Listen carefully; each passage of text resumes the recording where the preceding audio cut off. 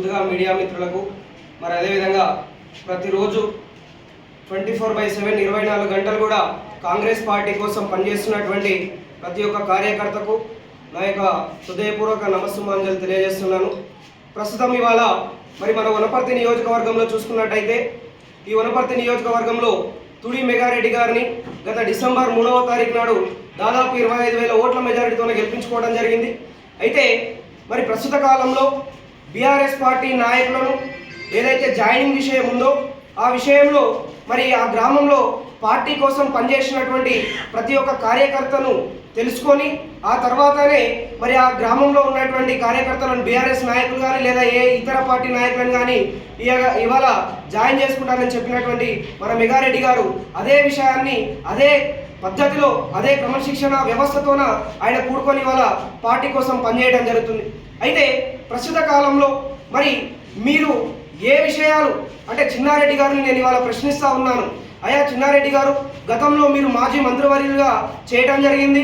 అదేవిధంగా క్రమశిక్షణ అంటే కమిటీకి సంబంధించినటువంటి ఒక చైర్మన్గా పెద్ద హోదాని మీరు ఇవాళ అనుభవించడం జరిగింది. అంటే ఒక కార్యకర్త కానీ లేదా ఒక రాజకీయ నాయకుడే కానీ మరి ఏదైతే పోకడబోతున్నారో ఆ పోకడబోయేదాన్ని సరైనటువంటి క్రమంలో పెట్టేటువంటి ఒక వ్యక్తి మీరే క్రమం తప్పి మీ బుద్ధి గడ్డి తిని ఇవాళ మీరు ఒక మా మండలానికి అంటే రేవెల్లి మండలానికి సంబంధించినటువంటి జెడ్పీటీసీ భీమన్న గారిని కానీ లేదంటే మరి మాజీ ఎంపీపీ అయినటువంటి మల్లెపల్లి జానకిరామరెడ్డి గారిని కానీ మరి సింగిల్ విండో చైర్మన్ ఉమ్మడి మండలం గోపాల్పేట మండలానికి సంబంధించినటువంటి లోడే రఘు గారిని కానీ మీరు ఏ రకమైనటువంటి వ్యవస్థగా మీరు ఇవాళ కాంగ్రెస్ పార్టీలోకి గాంధీ భవన్కి తీసుకుపోయి అంటే వాళ్ళ కార్లు ఉన్నాయని చూసా, సుట్టుబుట్టు ఉన్నాయని చూసుకొనే, లేకపోతే వాళ్ళ దగ్గర డబ్బులు ఉన్నాయని చూసా, మరి ఏమాత్రము మా మండల అధ్యక్షులను గారిని కానీ ప్రధాన కార్యదర్శి గారు కానీ బ్లాక్ కాంగ్రెస్ అధ్యక్షులు గారు కానీ ఏ ఒక్క కార్యకర్తను కానీ ఆ గ్రామంలో ఉండేటువంటి వ్యక్తులను కానీ మీరు సంప్రదించి వాళ్ళని ఇవాళ కాంగ్రెస్ పార్టీలో జాయిన్ చేసిరా?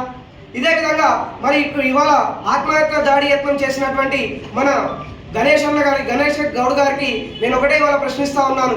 మరి అదే రోజు ఈ యొక్క చిల్లర రాజకీయం మొదలుపెట్టినటువంటి ఎవరైతే చిన్నారెడ్డి గారు ఉన్నారో మరి మీకు సహచర అనుచరుడే కదా, మీ యొక్క గురువే కదా, మరి ఆ రోజు అన్న ఏ విధంగా మీరు ఈ బీఆర్ఎస్ నాయకులను మరి ఎట్లా తీసుకుంటున్నారు కాంగ్రెస్లోకి, ఏ పద్ధతిలో మీరు వాళ్ళని ఆహ్వానిస్తున్నారు, ఏ రకంగా మీరు వాళ్ళని ఆహ్వానిస్తున్నారు అని చెప్పేసి మీరు క్వశ్చన్ చేయలేకపోయిరా?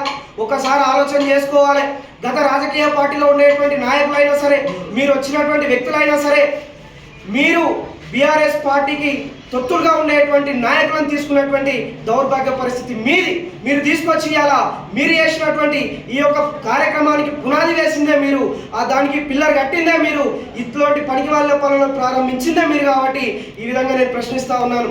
మరొక విధంగా చెప్పొచ్చు అంటే మీరు ఒక గొప్ప వ్యక్తి, ఎన్నో పదవులను అనుభవించినటువంటి వ్యక్తికి అనుచరుడు నువ్వు ఇవాళ ఏ రకంగా నువ్వు ఆత్మహత్య దాడి చేసుకుంటావు? అంటే కేవలం చిల్లర రాజకీయాలు చేయడం, రెండు వర్గాలను ఏర్పాటు చేస్తూ ఈ యొక్క విభజించు పాలించు అనేటువంటి సిద్ధాంతాన్ని తీసుకొస్తున్నటువంటి దౌర్భాగ్య పరిస్థితి వాళ్ళ వనపర్తి నియోజకవర్గంలో ఏర్పడుతుందని చెప్తున్నా. కేవలం మీరు చేసేటువంటి గ్రూప్ రాజకీయాలే. గతంలో కూడా మీరు సపోర్ట్ చేయకపోయిన అసెంబ్లీ ఎన్నికల సమయంలో మేమందరం ముందరికై ఉక్కుమ్మడిగా పోరాటం చేసి ఇవాళ తుడి మెగారెడ్డి గారిని 25,000 ఓట్ల మెజారిటీతో గెలిపించుకోవడం జరిగింది. ఇప్పుడు కూడా పార్లమెంట్ ఎన్నికల్లో మల్లు రవి గారిని నాగర్ కర్నూలు పార్లమెంట్ నియోజకవర్గానికి ఖచ్చితంగా పార్లమెంట్ మెంబర్గా లోక్సభ సభకు పంపించి ఇవాళ ప్రతి ఒక్క బిల్లు పైన వనపర్తి నియోజకవర్గానికి వచ్చేటువంటి ఏవైతే కేంద్ర నిధులు ఉన్నాయో అవన్నీ తెచ్చుకుంటాం, కొట్లాడతాం. ఖచ్చితంగా మేము ఇవాళ మీరు చేసినటువంటి ఆత్మహత్య దాడిని అంటే ఇవాళ ఎమ్మెల్యే గారిని ఈ విధంగా ఆత్మహత్య దాడి చేస్తే ఆయనని కించపరిస్తే ఆయనదేమన్నా పదవి మర్యాద కానీ ఆయనకు మరి లోటు ఏర్పడుతుందని చెప్పేసి మీరు భావించి ఇలాంటి సిద్ధాంతాలకు మీరు ఏర్పాటు చేసుకోవడం జరిగింది. అంటే ఇది ఒక పకడ్బందీగా ప్లాన్ మీరు ఇదంతా చేసి ఈ విధంగా ఆయన పైన ఆత్మహత్య దాడి చేయడం జరిగింది. కాబట్టి ఒకటే నేను ప్రశ్నిస్తూ ఉన్నాను మిత్రులారా, మరి మీకు అడిగేటువంటి క్వశ్చన్ ఒకటి, మొదలు పెట్టింది మీరు, ప్రారంభించింది మీరు. కాబట్టి దీన్ని ఇంతటితోనే ఆపి దీన్ని ఖచ్చితంగా మళ్ళీ ముగించవలసిందిగా కోరుతా ఉన్నాను అన్నమాట. ధన్యవాదాలు మిత్రులారా.